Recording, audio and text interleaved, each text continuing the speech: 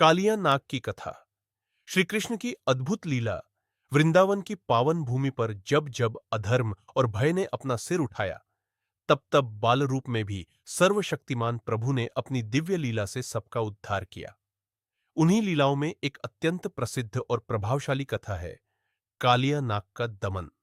यह कथा केवल एक सर्पवध की घटना नहीं, बल्कि अहंकार, विष, भय और शरणागति के गहन आध्यात्मिक अर्थों से भरी हुई है। इस दिव्य लीला के नायक है कृष्ण। एक, यमुना का विषाक्त होना वृंदावन की जीवन रेखा थी। यमुना, उसकी निर्मल धाराएं गोप गोपियों ने ग्वाल बालों और गायों का जीवन थी। किंतु एक समय ऐसा आया जब यमुना का एक भाग अत्यंत विषैला हो गया। उसके जल से धुआं उठता था। पक्षी उसके ऊपर से उड़ते उड़ते गिर जाते थे और पशु पक्षी उसके पास जाते ही मर जाते थे।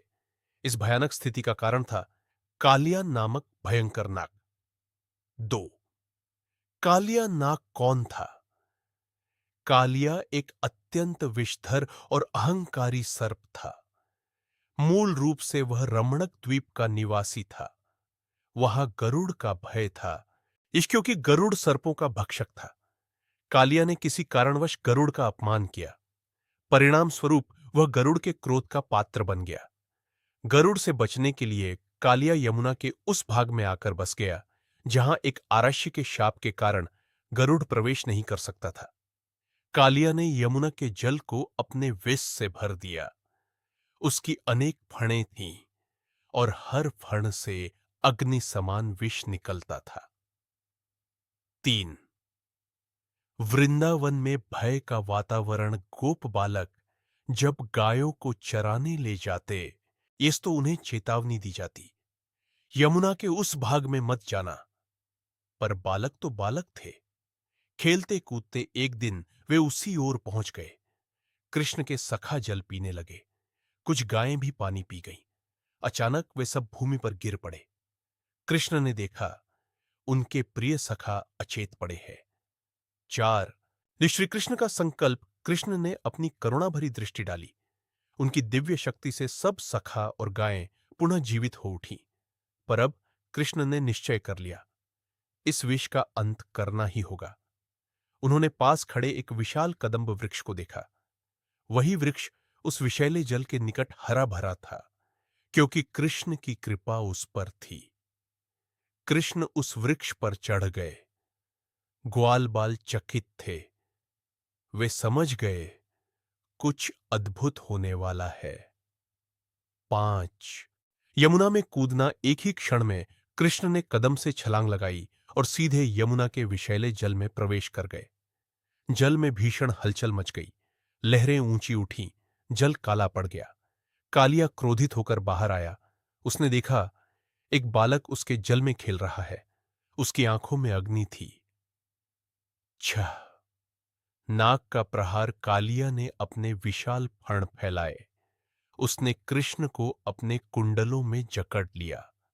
वृंदावन में समाचार पहुंचा, कृष्ण को कालिया ने पकड़ लिया।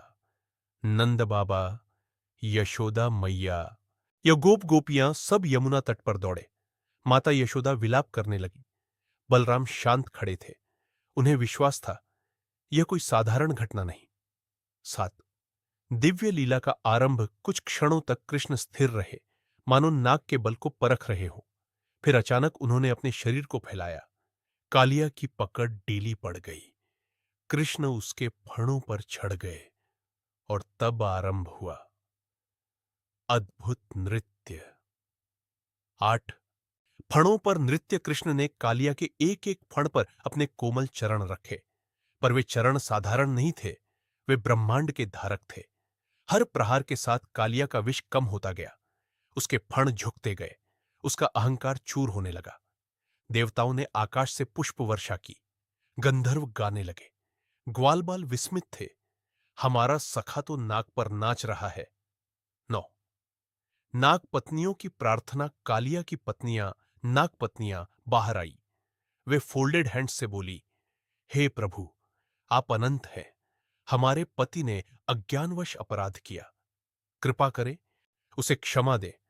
उनकी वाणी में समर्पण था।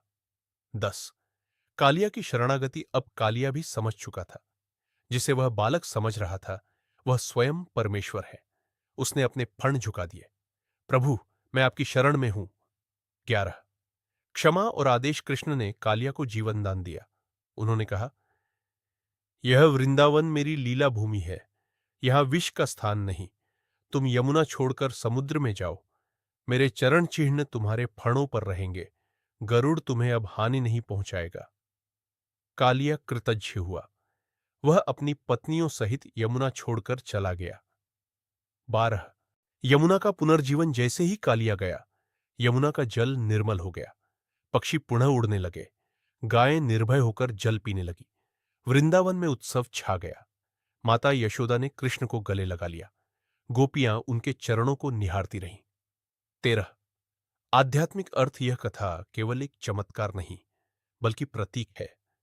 कालिया बराबर अहंकार और विषैले विचार, यमुना बराबर मन, विष बराबर क्रोध, द्वेष, ईर्ष्या, कृष्ण का नृत्य बराबर ईश्वर की कृपा, जो अहंकार को दबाती है। जब मन में विष भर जाता है, तब जीवन अशांत हो जाता है।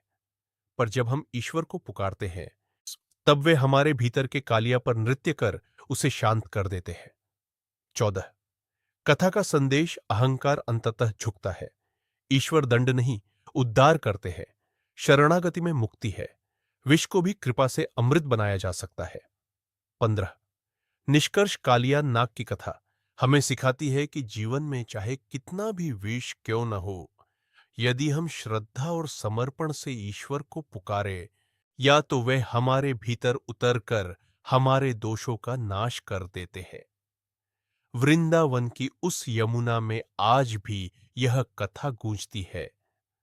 जब बाल कृष्ण ने नाग के फणों पर नृत्य किया और संसार को यह संदेश दिया कि अहंकार पर प्रेम की विजय माखन चोरी की लीला। श्री कृष्ण की दिव्य बालगाथा भूमिका।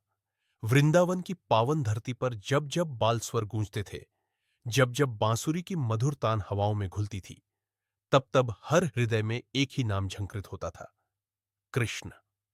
उनकी बाल लीलाओं में माखन चोरी एक ऐसी मधुर कथा है जो केवल शरारत नहीं, बल्कि भक्ति, प्रेम और आध्यात्मिक संकेतों से भरी दिव्य लीला है। यह कथा हमें बताती है कि भगवान को वैभव नहीं, बल्कि निर्मल प्रेम प्रिय है, और माखन जो दूध के मंथन से निकलता है, दरअसल उस निर्मल कोमल हृदय का प्रतीक है, ये जिसे भगवान सहज ही चुरा लेते हैं। 1। गोकुल का वातावरण और नंद भवन। गोकुल की गलियों में गायों की घंटियां बजती थीं, गोप गोपियों की हंसी गूंजती थी, और हर घर में मटकी में दही जमता था। नंद बाबा के आंगन में छोटे से लल्ला की किलकारियां थीं। माता यशोदा का हृदय वात्सल्य से भरा रहता। कृष्ण सुबह सुबह उठते, कभी गायों के पीछे पीछे भागते, कभी ग्वालबालों के संग खेलते। पर उनकी एक खास आदत थी, माखन के प्रति असाधारण प्रेम। 2। माखन से लगाव। एक रहस्य। माता यशोदा प्रेम से माखन मथती। सफेद, कोमल, सुगंधित माखन जब मटकी में भरकर ऊंचाई पर टांग दिया जाता, तो छोटे कान्हा की आंखें चमक उठती। वे सोचते, मैया ने माखन छिपा दिया। अच्छा, अब देखो मैं कैसे पाता हूं।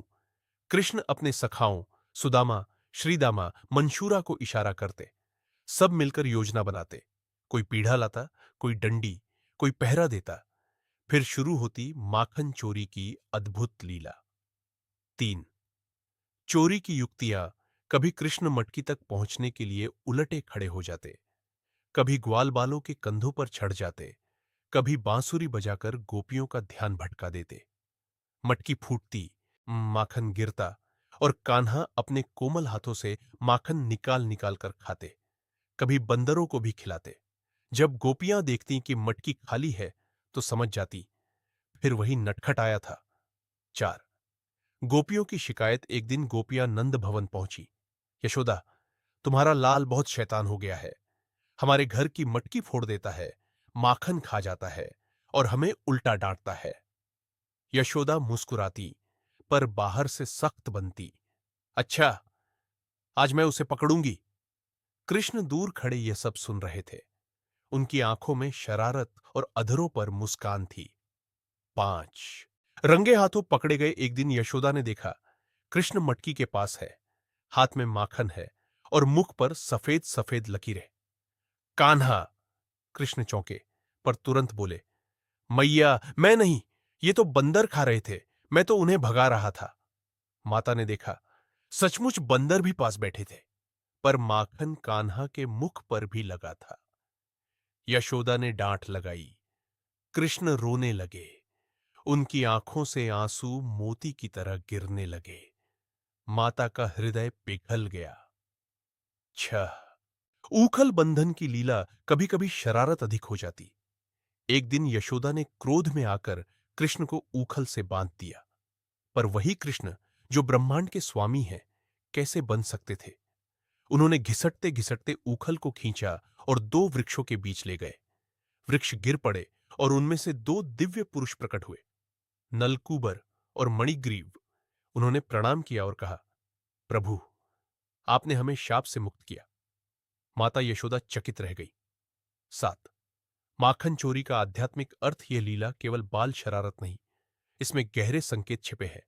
माखन बराबर शुद्ध, कोमल, अमंथित हृदय मटकी बराबर शरीर मंथन बराबर साधना चोरी बराबर भगवान का प्रेम पूर्वक हृदय हर लेना। अर्थात जब मन भक्ति से मथा जाता है, तब जो निर्मलता निकलती है उसे भगवान स्वयं स्वीकार करते हैं। 8 भक्तों के लिए संदेश भगवान को दिखावा नहीं, सरलता प्रिय है। प्रेम में अधिकार नहीं, समर्पण होता है। बाल भाव से की गई भक्ति सबसे श्रेष्ठ है। भगवान भक्तों के साथ खेलते हैं, रूठते हैं, मनाते हैं। 9 वृंदावन का आनंद माखन चोरी के बाद भी गोपियां नाराज नहीं रहती। वे जानती थीं, यह चोरी नहीं, कृपा है। जब कृष्ण उनके घर आते और तो वे माखन छिपाती भी और मन ही मन चाहती भी कि कान्हा आकर खाए। उनकी आंखों में प्रेम था, कृष्ण के अधरों पर मुस्कान थी और गोकुल में हर दिन नई लीला जन्म लेती थी। 10 निष्कर्ष माखन चोरी की कथा हमें सिखाती है कि ईश्वर को पाने के लिए हृदय को निर्मल बनाना आवश्यक है। प्रेम में बाल भाव हो तो भगवान स्वयं आपके जीवन में उतर आते हैं। शरारत में भी करुणा और आनंद छिपा हो सकता है। श्री कृष्ण की यह लीला आज भी भजन, कीर्तन और कथा में जीवित है। जब कोई भक्त प्रेम से माखन चोर कहता है, तो वह केवल शरारत को नहीं, यह बल्कि उस दिव्य प्रेम को पुकारता है जो हमारे भीतर के माखन अर्थात शुद्ध हृदय को अपना बना लेता है।